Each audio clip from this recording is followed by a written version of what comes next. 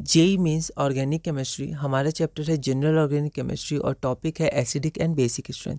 अगला क्वेश्चन है question number 77, the ascending acidity order of the following hydrogen atoms. तो यहाँ पर आपको एक कंपाउंड में, जैसे कंपाउंड ए में एक हाइड्रोजन एटम सर्कल किया गया, तो आपको बताना है इसकी एसिडिक स्ट्रेंथ कितनी होगी, एसिडिटी कितनी होगी, ठीक है, इंक्रीजिंग ऑर्डर में, छोटा से बड़ा।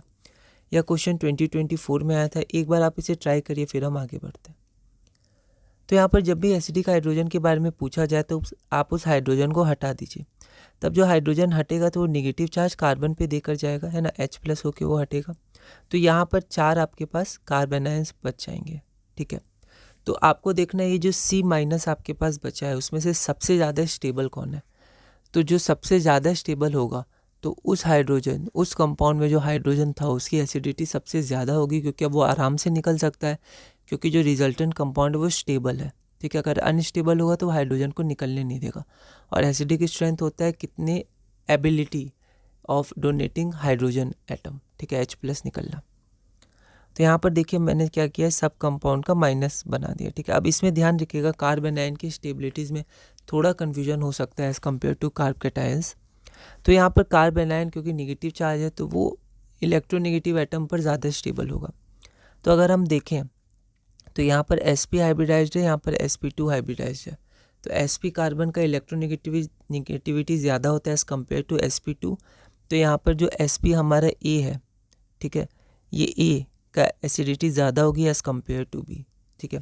तो अगर हम यहाँ देखें तो ऑप्शन A तो नहीं होगा, ठीक है, ऑप्शन B हो सकता है A greater than B, option C नहीं होगा, और ऑप्शन D, B और D हो सकता है, ठीक है। आगे बढ़ते हैं।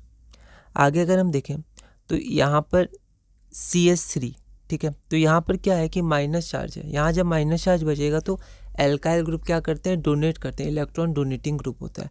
तो इलेक्ट्रॉन जब वो डोनेट करेंगे तो नेगेटिव चार्ज की डेंसिटी बढ़ेगी, ठीक है। तो जो 3 डिग्री होगी वो अनस्टेबलाइज करेगा +I के कारण। अगर यहाँ C+ होता तो स्टेबलाइज करता, पर क्योंकि यहाँ C- है तो अनस्टेबलाइज करेगा +I इफेक्ट के कारण, ठीक है।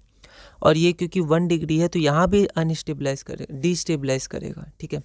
लेकिन यहाँ पर एक ही CH3 है तो डिस्टेबलाइजेशन कम होगा, ठीक है। तो यहाँ पर जो आपका D है वो ग्रेटर होगा C से, इसकी स्टेबिलिटी, ठीक है। तो ये गलत है, ये सही है क्योंकि D ग्रेटर देन C है, ठीक है। कहीं कहीं पर 1 डिग्री को ज़्यादा लिखा जाता है, मतलब 3 डिग्री को ज़्यादा स्टेबलाइज लिखा जाता है 1 डिग्री से। लेकिन आप इसको ध्यान रखिएगा, यहाँ पर इसको आप मार्क भी कर सकते हैं कि 3 डिग्री ज़्यादा स्टेबल होता है, क्योंकि +I यहाँ पर मैंने कंसिडर किया +I इफेक्ट, ठीक है। क्योंकि इसमें हाइपर कंजुगेशन नहीं होगा तो जो +I इफेक्ट है वो डोमिनेट करेगा। तो इसलिए यहाँ पर 3 डिग्री जो होगा वो कम स्टेबल होगा, कार्बोकेटाइन में ज़्यादा होता था, तो यहाँ 3 डिग्री कम होगा, 1 डिग्री ज़्यादा होगा, तो D ग्रेटर देन C होगा। तो D greater than C, option number D, ठीक है। तो इन क्वेश्चन को ध्यान रखिएगा, ये सब कॉन्सेप्ट्स आप अलग से एक जगह लिखिएगा, उनको रिवाइज करिएगा, ठीक है। तो धीरे धीरे आप आगे बढ़िएगा, है ना, क्योंकि ये सब कुछ बेसिक कॉन्सेप्ट्स होते हैं।